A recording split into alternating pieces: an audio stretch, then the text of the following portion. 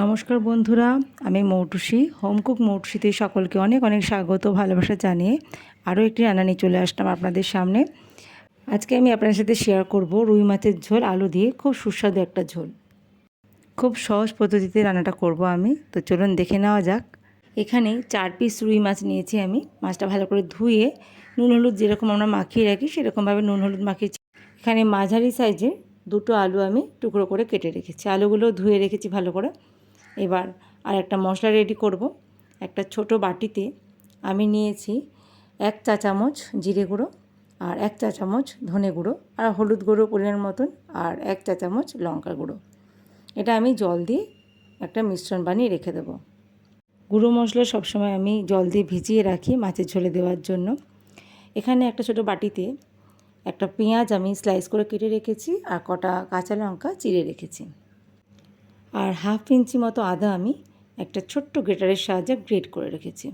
আপনারা বেটেও দিতে পারেন, তো আমি এখানে গ্রেট করেই ব্যবহার করব। আর একটা মাঝারি সাইজের টমেটোটাও আমি গ্রেট করে রেখেছি। এই ছোট্ট গ্রেটারের সাহায্যে আমি টমেটোটা গ্রেট করে রেখেছি। এবার গ্যাস ওভেনে একটা কড়াই বসিয়ে দিয়েছি। কড়াইটা গরম হয়ে গেছে, দিয়ে দিলাম সর্ষের তেল। সর্ষের তেলেই রান্নাটা করব। আর এবার আমি এক এক করে মাছগুলো ভেজে নেব।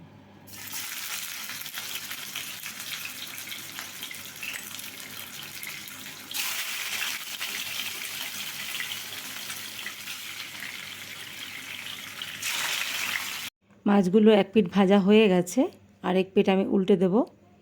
তো দেখুন, খুব বেশি কড়া করে কিন্তু মাছ ভাজিনি, একটু কালার চলে এসছে, আমি উল্টে দিলাম।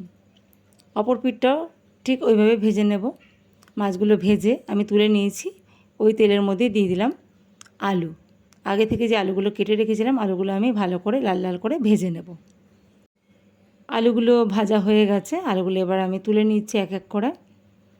এবার এই কড়াইতে আরও একটু আমি সর্ষের তেল দেব, আর 1 চা চামচ মতো সর্ষের তেল আমি দিলাম। তার মধ্যে দিয়ে দিলাম একটা তেজপাতা একটু ভেঙে দিলাম, আর একটা শুকনো লঙ্কা ভেঙে দিলাম। শুকনো লঙ্কা আর তেজপাতাটা একটু ভেজে নিয়ে এর মধ্যে আমি দিয়ে দেব 5 ফোড়ন। আমি খুব সামান্য 5 ফোড়ন দিলাম। এবার ফোড়নটা একটু হালকা ভেজে নেব। 2 থেকে 3 সেকেন্ড নাড়াচাড়া করে দিয়ে দিলাম পেঁয়াজ কুচি আর চেরা কাঁচা লঙ্কাগুলো। পেঁয়াজ কুচিটাও আমি ভালোভাবে ভেজে নেব।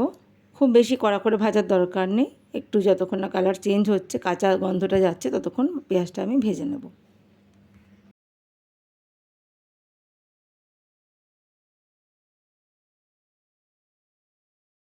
পেঁয়াজটা হালকা ভাজা হয়ে গেলেই দিয়ে দিলাম এর মধ্যে গ্রেট করা আদা। আমি এখানে 1/2 ইঞ্চি মতো আদা কিন্তু দিয়েছি, খুব বেশি আদা ব্যবহার করিনি। আদাটা একটু ভেজে নেব পেঁয়াজের সাথে। পেঁয়াজ আর আদাটা একটু ভেজে নিয়ে এর মধ্যে আমি দিয়ে দেব গুঁড়ো মশলাগুলো। যেই গুঁড়ো মশলাটা আমি জল দিয়ে ভিজিয়ে রেখেছিলাম, জিরে, ধনে, শুকনো লঙ্কার গুঁড়ো, হলুদ গুঁড়ো, জল দিয়ে একটা মিশ্রণ বানিয়েছিলাম, সেই মিশ্রণটা আমি দিয়ে দিলাম। আর দিয়ে দেবো স্বাদ মতো নুন। এবার সব কিছু ভালোভাবে কষিয়ে নেব। মশলাটা একটু নাড়াচাড়া করে কষিয়ে নিয়ে এর মধ্যে দিয়ে দেবো গ্রেট করে রাখা টমেটো বা টমেটো বাটা। টমেটোটা দিয়ে আরও ভালো করে কষিয়ে নেব। খুব সিম্পল এই মাছের রান্নাটা, কিন্তু এত সুস্বাদু হয়। আমি একই মাছের ঝোল অনেক রকমভাবে বানাই, আর আমার চ্যানেলে নানা রকম রেসিপি কিন্তু এতদিনে শেয়ার করে ফেলেছি। তো একই মাছ কত রকমভাবে রান্না করা যায়। তো একবার এই 5 ফোড়ন দিয়ে মাছের ঝোল এভাবে বানিয়ে খেয়ে দেখবেন, খুব টেস্টি হয়। টমেটোটা আমি মশলার সাথে ভালোভাবে কষিয়ে নিয়েছি। মশলাটা কিন্তু ভালোভাবে কষানোটা খুবই প্রয়োজন রান্নাটা সুস্বাদু বানানোর জন্য। এরপর আমি এর মধ্যে দিয়ে দেবো ভেজে রাখা আলু। আলুগুলো দিয়ে আরও কিছুক্ষণ রান্নাটা আমি কষিয়ে নেব।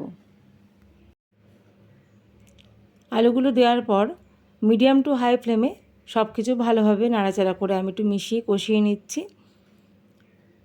সব কিছু ভালোভাবে কষানো হয়ে গেছে, তেল ছেড়ে গেছে। তারপর আমি দিয়ে দিলাম পরিমাণ মতন জল। জল দিয়ে এবার আমি ঢাকা দিয়ে কিছুক্ষণ রান্নাটা হতে দেব, আর গ্যাসের ফ্লেমটাকে একদম লোতে করে দেব। লো ফ্লেমে 4 থেকে 5 মিনিট রান্নাটা আমি হতে দিয়েছি। 4-5 মিনিট হয়ে গেছে। এবার আমি ঢাকাটা খুলে নিলাম। মশলাটা কিন্তু একদম ঠিকঠাক কষানো হয়ে গেছে, আর আলুটাও কিন্তু সেদ্ধ হয়ে গেছে। এবার আমি এর মধ্যে দেব গরম জল। অবশ্যই কিন্তু গরম জল ব্যবহার করবেন। আপনারা যেরকম ঝোল পছন্দ করবেন সেরকম জলের পরিমাণটা দেবেন। আমি এখানে আমার প্রয়োজন মতন জল ব্যবহার করব। আর আমি এখন জলটা দেব গরম জল। যে কোনো ঝোল রান্না করলে, বিশেষ করে মাছের ঝোল, মাংসের ঝোল করলে আমি সবসময় গরম জল দিই।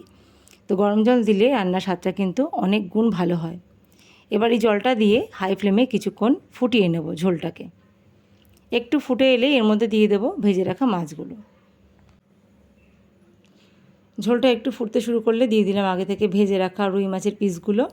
মাছগুলো দিয়ে হাই ফ্লেমে 2 থেকে 3 মিনিট আরও একটু ফুটতে দেব। 2 থেকে 3 মিনিট হাই ফ্লেমে আমি ফুটিয়ে নিয়েছি। এবার আমি ঝোলটা নামিয়ে নেব। মাছের ঝোলটা আমার একদম রেডি। 5 ফোড়ন দিয়ে আলু দিয়ে রুই মাছের ঝোল একদম রেডি বন্ধুরা। গরম গরম ভাতের সাথে এটা আমি পরিবেশন করব। তো আমার আজকের এই রেসিপি কেমন লাগলো অবশ্যই কমেন্ট বক্সে লিখে জানাবেন। আর ভালো লাগলে ভিডিওতে একটা লাইক দিয়ে যাবেন। নতুন বন্ধু হয়ে থাকলে আমার চ্যানেলটা সাবস্ক্রাইব করে রাখবেন, তাহলে পরবর্তী ভিডিও আপলোড করার সাথে সাথে নোটিফিকেশান পেয়ে যাবেন। ভালো থাকবেন সবাই, সুস্থ থাকবেন এই কামনা করি। দেখা হবে খুব তাড়াতাড়ি নতুন একটা ভিডিও নিয়ে। ততক্ষণ সবাই খুব ভালো থাকবেন। প্রথম থেকে শেষ পর্যন্ত ভিডিওটা দেখার জন্য অসংখ্য ধন্যবাদ জানাই আপনাদের। ভালো থাকবেন, সুস্থ থাকবেন। আর আমি আজকে যেভাবে মাছের ঝোলের রেসিপি শেয়ার করলাম সেইভাবে যদি না বানিয়ে থাকেন তো একবার প্লিজ ট্রাই করে দেখতে পারেন। আশা করছি খুব ভালো লাগবে। আর যারা এইভাবে মাছের ঝোল খেয়েছেন তারা তো জানেন এটা কত সুস্বাদু হয়। তো আজকের মতো এখানেই বিদায় নিচ্ছি বন্ধুরা।